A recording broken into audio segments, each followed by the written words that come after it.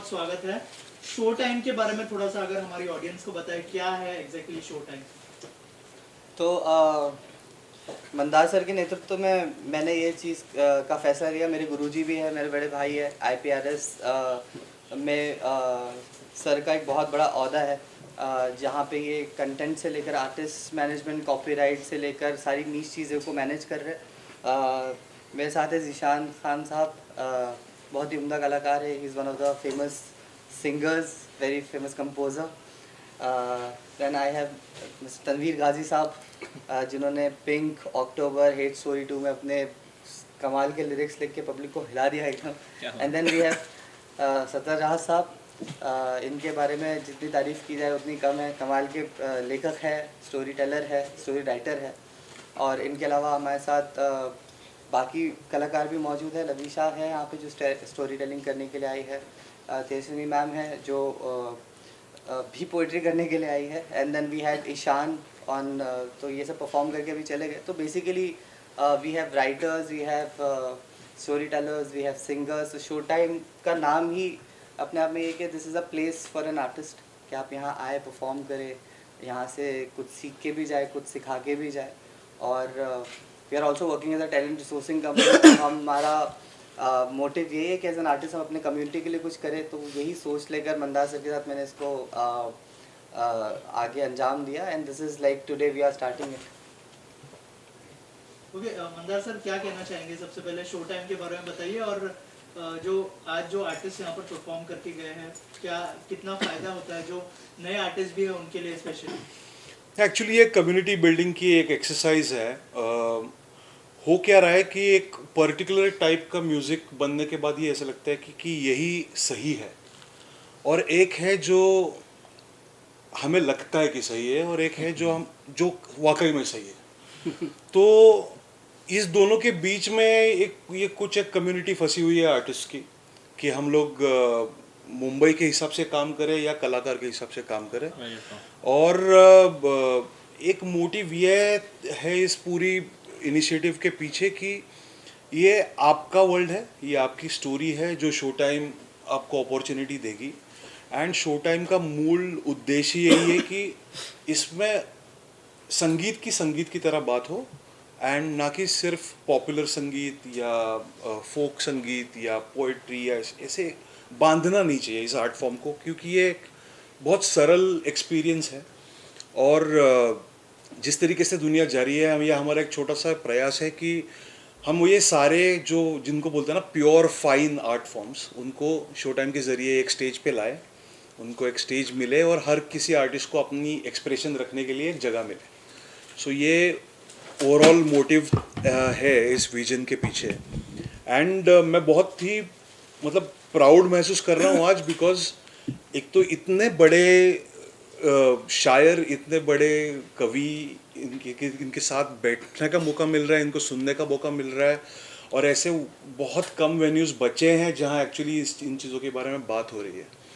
तो B it story telling, B it poetry, B it independent music, be it whatever music which you resonate with, this is the stage which Asher Anis Khan is offering you with his family, and I have 100% blessings for him on a personal level. At the same time, I am also associated with IPRS and making people aware about copyrights, music, and basically respecting copyright in a way where you get freedom to do the kind of art which you want to do. So I think वहाँ यहाँ कहीं तो ये point, I think mid point है कि जो इन दोनों में कॉमन है। शो टाइम भी शायद यही करना चाहता है, और हमारी पूरी ब्लेसिंग्स इनके साथ हैं। आप क्या कहना चाहेंगे, क्या बेस्ट विशेस होंगी शो टाइम के लिए, और कितना इम्पोर्टेंट है जो बडिंग आर्टिस्ट है, जो नए आर्टिस्ट है, उनके लिए कितना बड़ा प्लेटफॉर्म होगा, या कितनी बड़ी अपॉर्चुनिटी होगी? मुझे लगता है कि एक बॉम्बे जैसे शहर में एक काफ़ी लोग एज अ बिज़नेस की तरह देखते हैं इस मॉडल को, making a room and running a room. But I think so because Ashar is himself is an artist, he understands the nuances of being an artist, what an artist feels like and what is an art form. तो वो एक बहुत खूबसूरत उसका बोलते हैं ना एक शेप में आता है वो, कि उनको खुद को समझता है कि म्यूज़िक क्या है। फिर उसके बाद में वो अपने आर्टिस्ट किस तरीके आर्ट फॉर्म यहाँ पर आ सकता है, जैसे मंदार भाई कह रहे थे कि फोक म्यूज़िक हो गया, या फिर हम वो आर्टिस्ट जो आर्ट करना चाहते हैं उन्हें अपने फ़ैसले नहीं बदलना पड़ेंगे क्योंकि किस तरह का म्यूज़िक चल रहा है। उस हिसाब से मुझे लगता है एक बहुत ही बढ़िया एक जगह बना ली है जहाँ पर आके जो भी सारे नए आर्टिस्ट हैं और पुराने आर्टिस्ट हैं, जिस तरीके से सारे सिंगर्स जो हैं वो अपना खुद का लेबल खोल रहे हैं क्योंकि उनको अपना खुद का म्यूज़िक करना है, उसी तरीके से जिन लोगों को अपना रियाज़ करना है, अपने आप को पॉलिश करना है, उसके लिए बहुत ही बेहतरीन जगह है। सर आप क्या कहना चाहेंगे शो टाइम के बारे में? और किसी का शेर है कि खुशबू को फैलने का बहुत शौक है मगर मुमकिन नहीं हवाओं से रिश्ता किए बगैर। तो शो टाइम एक जगह है जहाँ हर हवा और खुशबू का एक कनेक्शन कायम होता है। तो मेरी शुभकामनाएं इनके साथ हैं। हम दोनों एक ही शहर से हैं अशर। मैंने इनकी शुरुआत से इनको देख रहा हूँ, इनके अंदर जो जुनून है, जो लगन है, तो मैं बहुत इनकी कद्र इसलिए करता हूँ कि ये बड़ी ईमानदारी से कोई भी काम करते हैं और इनको कला की भी समझ है, अच्छी और बुरी कला की जो होता है ना। तो मुझे पूरी उम्मीद है कि इस प्लेटफॉर्म से जो भी मसाला बाहर आएगा वो अच्छा आएगा। क्या बात है। Sir your views on show? मैं जो बात कही ज़ीशान भाई ने उसकी मिसाल एक तरह से मैं अपने आप को मानता हूँ कि मुंबई जैसे शहर में हम जैसे शायरों को जो मुंबई से ताल्लुक़ नहीं रखते, अपनी बात कहने का, अपनी बात लोगों तक पहुँचाने का बहुत अच्छा और ख़ूबसूरत ज़रिया हमें फ़राहम किया अशर साहब ने। तो मैं उनको बहुत मुबारकबाद देता हूँ और उम्मीद करता हूँ कि ये जगह हर लिखने वाले के लिए काम आएगी, हर गाने वाले के काम आएगी। बहुत शुक्रिया। सर आपसे जानना चाहूँगा ये जो इनिशिएटिव है, जो जैसे मैंने कहा कि बडिंग आर्टिस्ट को काम आएगा, लेकिन जो पुराने आर्टिस्ट है उनका और जो बडिंग आर्टिस्ट है उन दोनों का इंटरेक्शन होगा यहाँ पर, तो कहीं ना कहीं आपको लगता है कि बहुत अच्छा एक्सपीरियंस भी मिलेगा उनको? जी बिल्कुल, लाइक जैसा मना सर ने बोला और सबने बोला कि एक एक्सरसाइज अब हमारी यही है कि कोई एक बडिंग आर्टिस्ट आके अपना कोई एक मॉड्यूल पिच कर रहा है और ज़ीशान भाई का भी आई गेस 27th को एक ऑडियो रिलीज़ हो रहा है, बड़ा खूबसूरत गाना है। तो ऐसे मोमेंट पे हम लोग क्या करते हैं ना कि हम लोग लिसनिंग सेशंस इंट्रोड्यूस कर रहे हैं, हम लोग jamming sessions, weekly jamming sessions include कर रहे हैं, जहाँ पे ज़ीशान भाई जैसे अजीम शख्सियत आके, मंदार सर जैसे आके, क्योंकि मंदार सर परफॉर्मर भी है, सर राइटर भी है, तो they all can come together on a same stage. कोई डिफ्रेंसिएशन नहीं छोटे बड़े का कि भाई तेरी 50 रुपये की टिकट है या तू वहाँ जाके बैठ, या everybody is same. So I think वो डिफरेंस मिटाना बहुत ज़रूरी था। और चूँकि जिस तरीके से मेरे, क्योंकि मंदार जी मैंने बताया गुरु जी भी है और बड़े भाई भी है, तो उन्होंने जिस तरीके से मुझे ये आइडिया पिच किया था, my idea was to start a jam room and studio. But जब उन्होंने बोला कि Ashar you have been a producer and a music director from 7 years, तो अभी अपन लोग को भी कुछ करना पड़ेगा, क्योंकि IPRS में जाने के बाद सर को बहुत सारी चीज़ें ऐसी पता चली जहाँ पे वो बहुत सारी चीज़ें डिसअपॉइंटेड है इंडस्ट्री में। इंडिपेंडेंट आर्टिस्ट को और नए आर्टिस्ट को जो जगह नहीं, मकाम नहीं मिल पा रहा है, एक ऊंच नीच, जात भाव, ये सब आर्टिस्ट लोगों में नहीं चलता है कभी भी। तो जब इन्होंने ये बोला, हमने इनिशिएटिव तुरंत लिया। मैं, मेरे वालिद साहब, मेरी माता जी, मेरी वाइफ, मेरी पूरी फैमिली, हम सब ने मिल के बहुत मुश्किलात से कुछ चीज़ें इकट्ठा करी, कोशिश की कि पैसे कभी बाधा ना बने किसी आर्टिस्ट के बीच में। और फिर जब इनाग्रेशन की बात आई तो मैंने कहा कि हम सिर्फ फीता काट के इसको शुरू नहीं करेंगे, हम एक तरीके से ये डिफरेंस उसी दिन दूर करेंगे कि एक ही स्टेज पे सारे मकाम के आर्टिस्ट बैठे, मेरे साथ बैठे, क्योंकि इन सब में छोटा मैं ही हूँ उस मकाम के मामले में, तो वही मैं दूर किए देता हूँ इस चीज़ को। तो बस यही है शो टाइम, और मैं यही करना चाहूँगा आगे भी आप सबकी विशेष से। एक मकसद जो आप लेकर चल रहे हैं, मुझे लगता है बहुत सही और नेक मकसद है। आज इंडस्ट्री में जिसने कहा, आपने कहा इंडिपेंडेंट आर्टिस्ट को मौका नहीं मिलता है, ऐसे में शो टाइम किस मकसद के साथ आगे बढ़ेगा और इन आर्टिस्ट के लिए क्या कुछ मदद करेगा और उस या क्या कुछ साथ लेकर चलेगा उन्हें, अगर उस बारे में आप अगर कुछ कहें? So I think you will be the perfect person to answer that. सी मकसद साफ है कि जिस तरीके का भी म्यूजिक चले कोई प्रॉब्लम नहीं है। Everyone is going to coexist because it's a world of cloud. तो हर कुछ साथ में रहने ही वाला है, आप उसको मिटा नहीं पाएंगे कभी भी। मकसद ये है कि जिस सेक्शन को ये सारी फैसिलिटीज़ के लिए बहुत दूर तक या फिर बहुत टाइम तक पैसे जमा कर के करना पड़ता है, वो स्टेज हम उनको डे 1 में प्रोवाइड करेंगे। ये मेजर पहली तो बड़ा मोटिव यही है कि हर किसी को एक स्टेज मिले, हर किसी को एक ऐसी स्पेस मिले जहाँ जैसे आशर ने कहा कि मुझे इस चीज़ की वरी ना करनी पड़े कि मुझे पूरा वेन्यू बेचना है, मुझे टिकट के लिए पोस्टर्स लगाने हैं, खुद के इंस्टाग्राम पब्लिसिटी में पैसे डालने हैं। नहीं, ये वेन्यू उनके लिए खड़ा है जिनको बिल्कुल ऐसे लगता है कि मेरी आर्ट लोगों तक पहुंचनी चाहिए। सो ये एक बेसिक मकसद रहेगा। दूसरा यह है कि शो टाइम थ्रू हम लोग जितने भी अच्छे पोएट्स, अच्छे स्टोरी टेलर्स, अच्छे ड्रामा मेकर्स, डांसर्स, जो भी अच्छे इंडिपेंडेंट आर्टिस्ट यहाँ पर जुड़ना चाहते हैं, उनके लिए ये स्पेस है। इसको बनाया ही ऐसा गया है, जो डिज़ाइन अगर आप देखोगे पूरी स्पेस का, तो ये ऐसे ही कि इसको किसी भी चीज़ में बदला जा सकता है। Correct. So it's a multipurpose facility which can be used for including like अभी तो आइडियाज़ ही आइडियाज़ आ रहे हैं। जिस दिन से देख रहे हैं तब से ऐसा लग रहा है कि बहुत पॉसिबिलिटी है। पॉटरी वर्कशॉप भी हो सकता है, डांस वर्कशॉप भी हो सकते हैं, तो बहुत कुछ हो सकता है। सो दूसरा चीज़ ये है कि हमें कहीं ना कहीं आर्टिस्ट को ना सिर्फ स्टेज देना है, बट ऑल्सो ये भी बताना है कि आप और बेहतर क्या कर सकते हैं। तो और उसमें शायद ये हो सकता है कि हम लोग वर्कशॉप्स करें, जैसे आज मुशायरा हो रहा है। मैंने काफ़ी वक्त से इतनी अच्छी पोएट्री से नहीं सुनी है मुंबई में, तो क्यों ना ऐसी चीज़ें हों जो बॉम्बे में रेगुलरली नहीं होती है। क्यों ना ऐसी चीज़ों के लिए स्टेज दिया जाए जो लोग शायद सुनना चाहते हैं पर उनको नहीं पता है कहाँ सुनना है। करेक्ट। सो एक ये कोशिश रहेगी, ये तो दूसरा मेजर मोटिव है। तीसरा और बहुत ख़ास बात यह है शो टाइम के बारे में कि it is your life is always a performance. So when you're on stage, when you're there, this is the place where you don't have to hide yourself. You will not be able to hide yourself. You are always facing the audience. आप हमेशा upfront रहेंगे, आपके सामने लोग हैं जिनको छोटी सी छोटी चीज़ जो लग रही है उनके साथ तुरंत फीडबैक मिलेगा, उनको देख के या फिर उनके साथ बात करके, इंटरेक्ट करके, वॉट एवर। सो ये वर्चुअल दुनिया नहीं है जहाँ पे कुछ लाइक्स चल रहे हैं, कुछ सब्सक्रिप्शन चल रहा है। ये एक रियल दुनिया है। यहाँ पे भले 30 लोग हैं, बट आपको पता है कि वो आपको सुनने के लिए आए हैं। करेक्ट। सो ये मेजर गोल रहेगा। तो ये मेजर 3 चीज़ें शो टाइम के बारे में है। आप देख रहे हो कितनी पिच परफेक्ट है।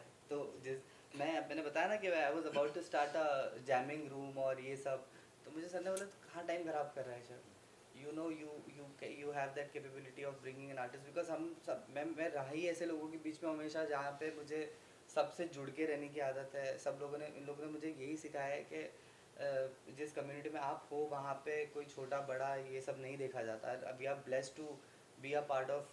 जिशान भाई ने बोला था थोड़ी देर पहले हमारे सेशन में कि हम आर्टिस्ट लोग बहुत अबनॉर्मल होते हैं। हमारे अंदर वो चीज़ कभी वो नॉर्मल सी होती ही नहीं है, और वो कला भगवान चूज़ करके ही देता है।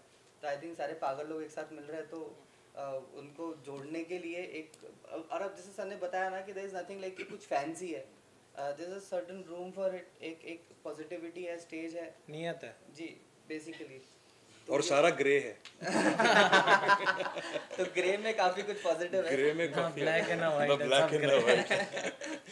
निशान भाई, आपसे सवाल ये रहेगा कि जी। अफकोर्स आपके भाई वर्ल्ड फेमस है, आप भी काफ़ी कुछ आपकी प्रतिभा दिखाते नज़र आए हैं, लेकिन एक क्या आपको एक प्रेशर रहता है कि बड़े भाई के हिसाब से लोग मुझे जाने, ना कि मतलब उनके हिसाब ना जाने, मेरे हिसाब से मुझे जाने? क्या ये अलग से एक प्रेशर रहता है as you are talented also, like जी। उस बारे में अगर कुछ अगर तो यार मुझे तो बहुत खुशी होती है लोग मुझे मेरे भाई के नाम से जाने। जी जी तो मुझे इस बात की बिल्कुल शर्म नहीं है, और ना मुझे इस बात की कोई गिला है या फिर शिकायत है मुझे इस बात की कि लोग मुझे मेरे भाई के नाम से। बहुत प्राउड हूँ मैं इस बात को लेके कि वो मुझे मेरे भाई के नाम से जानते हैं।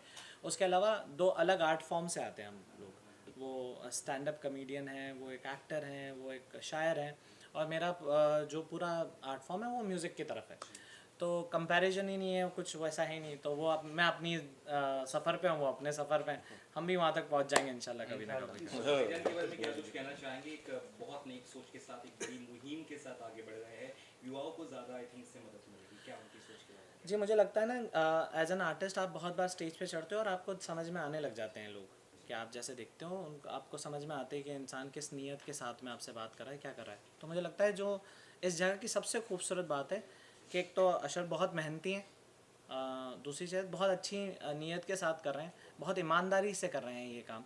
और उसके अलावा हर आर्टिस्ट को before they go ahead and release there final product बहुत रियाज, बहुत एक जगह चाहिए होती है जहाँ पर वो अपने आर्ट को क्राफ्ट कर पाएँ, स्पेशली इन स्टैंड अप और पोइट्री और शायरी। आप इस तरीके से बात करें वहाँ पर बहुत वक्त लगता है उसको रवा करने के लिए, तब जाके वो बाहर आता है। तो मुझे लगता है उससे बेहतर जगह नहीं हो सकता। और मेहनती लोग हैं यार, और मैं मतलब मेरे बड़े भाइयों के बीच में बैठा हूँ, मुझे तो लगता है जिस जगह पर ऐसे लोग बैठे हैं उस जगह का बेहतर ही होना है हमेशा। सर आपसे जानना ये चाहेंगे कि आजकल जो युवा है जो फेमस हो गए हैं बट उनके पास टैलेंट नहीं है, जो टैलेंट है वो फेमस होने के लिए उन्हें वक्त लगता है, तो उस बारे में क्या कुछ कहना चाहेंगे? क्या ये सब ये शो टाइम उसी मकसद के तहत शो टाइम का आगाज़ हुआ है। और क्या होता है, कोई कला होती है, जैसे एक ऑयल है, बहुत प्योर ऑयल कोई बना रहा है अपने, लेकिन वो अगर बाज़ार में बेचने बैठे तो नहीं बिकेगा, लेकिन अगर उसको पैराशूट का एक नाम दे दिया जाए तो बहुत इजीली बिक जाएगा। तो ये वही पैराशूट एक ब्रांड बनाएंगे, एक आम चीज़ को खास चीज़ बनाएंगे इंशाल्लाह शो टाइम के लिए। क्या बात है सर। आखिर में सर आपने भी जस्ट उम्दा कुछ लाइंस कही थी, भाईजान के लिए क्या कुछ कहना चाहेंगे और किस तरह से आगे सपोर्ट में इनके रहेंगे आप? मैं तो हमेशा उनके सपोर्ट में, हमेशा उनके लिए खड़े हैं। तो मैं उनके लिए ये कहूँगा कि तेरे खादिम हैं तेरी शान में खड़े हुए हैं, तेरे खादिम हैं तेरी शान में खड़े हुए हैं, हम यहाँ तेरे ही सम्मान में खड़े हैं। तो हमेशा इनके साथ हैं। और एक महफूज हुसैन साहब की एक पेंटिंग थी, वो 1 करोड़ रुपए में बिकी थी। तो उनसे किसी ने पूछा कि साहब ये आपकी जो 1 करोड़ में पेंटिंग बिकी आपने कितने वक्त में बनाई? तो उन्होंने कहा ये मैंने 10 मिनट में बनाई थी, लेकिन इसको सोचने में 40 साल लगे। करेक्ट। तो अशर ने जो काम किया है वो हो सकता है 1-2-4 महीने में शुरू हो गया, लेकिन इसको सोचने में एक लंबा वक्त लगा है। Very true. तो मुझे लगता है कि इसके रिजल्ट जो है वो भी बहुत लंबे वक्त तक देखे जाएंगे। तो मेरी बहुत शुभकामनाएं उनको। फाइनली फैमिली सपोर्ट किस तरह से रहा? आपकी वाइफ काफ़ी आपके साथ यहाँ पे सपोर्ट में है और फैमिली भी आपको सपोर्ट में रहेगी, किस तरह से उनका सपोर्ट आपके साथ रहा है, अगर उस बारे में कुछ कहें? सर मैं मतलब आई एम हियर सिंस 2012 और सपोर्ट ही सपोर्ट है। और मैं क्या बोलूँ अभी, मतलब मेरे अलावा मेरी फैमिली के बारे में मंदार सर, सतलज भाईजान, तनवीर मामू, जीशान भाई, सब तारिक भाईजान का मैं नाम लेना भूल जा रहा हूँ, मुझे बड़ा मारेंगे वो, बड़े कतराते मीडिया के सामने आने से। तो फैमिली है तो हम लोग हैं सर। अदरवाइज जैसा मैंने बोला, हम आर्टिस्ट है, नौसिखी है, कुछ भी करते हैं, कुछ भी सोचते हैं, कुछ भी ड्रीम करते हैं। मैं यहाँ पर ऐड करना चाहूँगा, मुझे ऐसा लगता है कि ये सभी के साथ में कि हमें सबको कोई चाहिए जो भरोसा दिखा दे हम पे, है ना, कि वो कहते कि यार तू कर लेगा, तू कर ले, राइट। तो I think so that's the part Ashar family has played that, कि उन्होंने बोला हाँ तेरे में है, तू कर ले भाई। तो I think that gives lot of motivation and courage to go ahead and do something. Very true. एक चीज़ जो सतलज भाई ने बोले बहुत सही ही बोली कि एक चीज़ है कि जो पेंटिंग तो 10 मिनट में बनी है बट 40 साल सोचने में लग गए। ये इस कंट्री में एक्चुअली हुआ है। यूएस में बस्किंग कल्चर काफ़ी टाइम से है, करेक्ट, और हम लोग अभी भी फिगर आउट ही कर रहे हैं कि बस्किंग किया कैसे जाए। तो आई थिंक शो टाइम ये एक शुरुआत है, इससे और वेन्यूज एग्जाम्पल्स ले कि बस्किंग पॉसिबल है, एक बहुत ही प्रॉपर वे में पॉसिबल है। एंड ये कल्चर आना चाहिए, और आर्ट फॉर्म्स में प्रमोशन के लिए नए नए आर्टिस्ट को एक बेसिक स्टेज, जो बोलते हैं ना कि आज मुझे लगता है कि मैं रेडी हूँ और बस 10 लोग मिल जाए तो मैं कुछ कर लूँ, वो जो एक जुनून है ना इस जनरेशन में, जो ये थोड़ी सी अगर उसको हवा मिल जाए, जो सिर्फ वो एक छोटी सी 2x2 के स्क्रीन में लिमिटेड ना हो, यहाँ है वो शुरुआत। एंड मुझे लगता है कि यहाँ से ये काफ़ी बड़ा लीप हो सकता है इंडियन बस्किंग सीन के लिए। Correct, thank you. Thank you. एक स्टैंडिंग